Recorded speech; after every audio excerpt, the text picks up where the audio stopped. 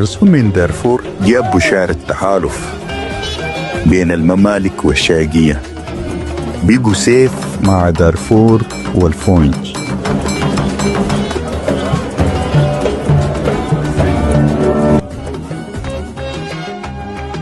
اتحالف شاووش مع السلطان محمد الفضل في دارفور لمواجهة خطر وزراء الهمج في سيناء.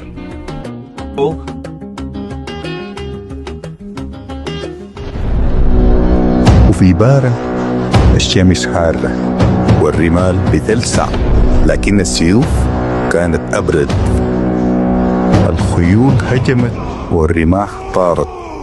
الهجوم كان متماسك زي خيط الحرير.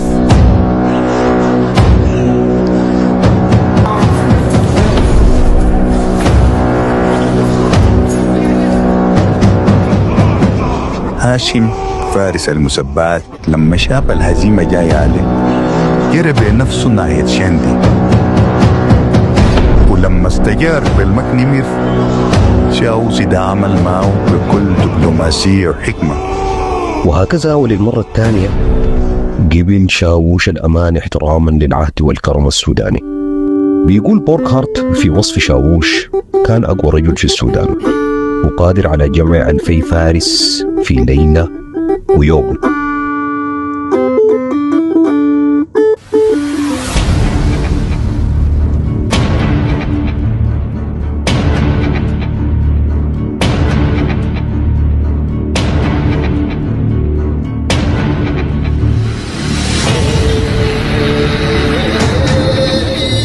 في مكان شاووش بيتهيأ لغزو سنار، بلغوا إن جيوش محمد علي باشا بقيادة ابن إسماعيل قد وصلت مشارف الشرقية.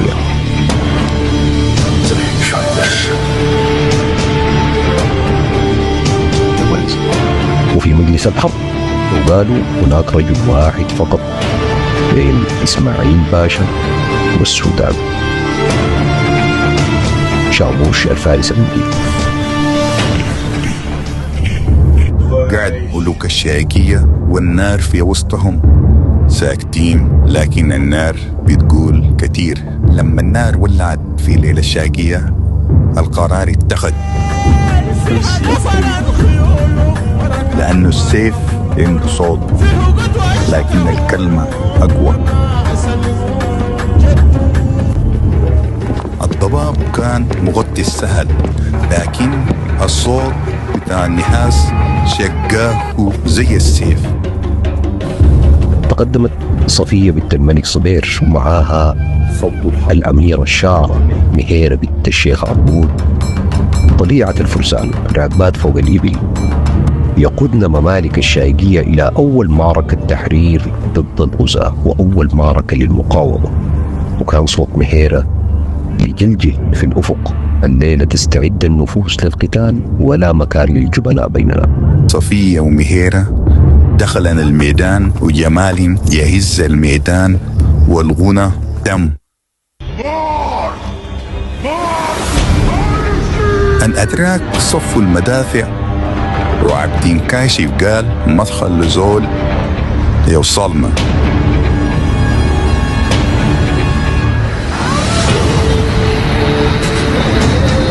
الرماح اتطايرت والدروع اتكسرت والرجال اتصافطوا زي الورق اليابس.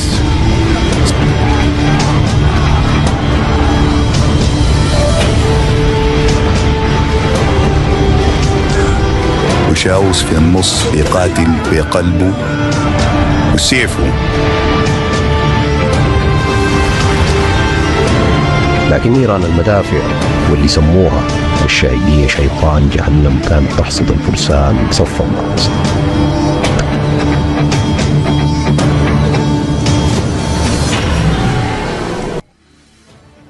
في اللحظة الفاصلة صفية أسرت. الهزيمة في الكرامة أكرم من نصر بالخيانة. شاووس واقف فوق الجبل تحت وادي مليان دم. الباشا قرر يرجع الأميرة معززة ومعاها هدايا وذهب. بعد أن أسرت صفية بنت الملك صبير، جاءت قافلة الأتراك تحمله مكرمة مع الهدايا.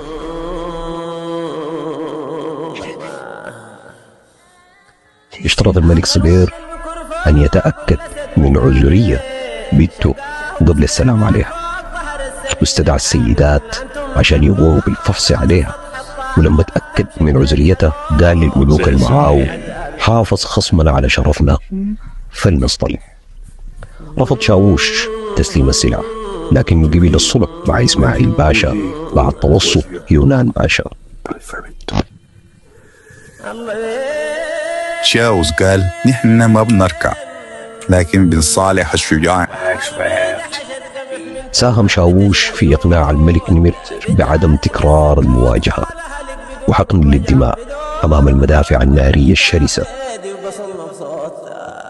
وفي عام 1825 أسدل الستار على حياة رجل من أعظم رجال السودان، شاوول الصغير، أول من حمل سيف المقاومة في وجه الغزاة. إنها حكاية شعب، إنه صوت أرض السودان، صوت الشجاعة والكرامة. الشمس بتغيب، لكن ظل الفارس ما بيموت.